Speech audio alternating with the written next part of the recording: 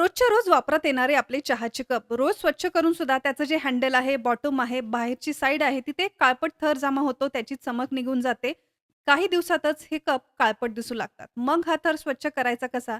त्यासाठी फक्त भांडे घासण्याचं लिक्विडच नाही, तर आठवड्यातून एकदा ही पावडर आपल्याला वापरायची. तर ही आहे तांबा पितळेची भांडी स्वच्छ करण्यासाठी वापरण्यात येणारी पितांबरी पावडर. थोडीशी पितांबरी पावडर घ्या, त्यामध्ये थोडंसं पाणी मिक्स करून पातळ पेस्ट तयार करा.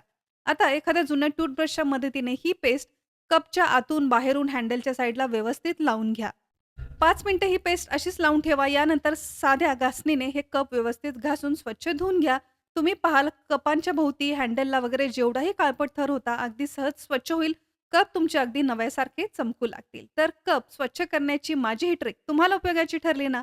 लगेचच हा व्हिडिओ जास्तीत जास्त आपल्या जवळच्या लोकांना शेअर करा. अशाच नवीन आणि तितक्याच उपयुक्त टिप्स एंड ट्रिक्स पाहण्यासाठी आत्ताच सिम्पली मराठी आपल्या Instagram पेजला फॉलो करा.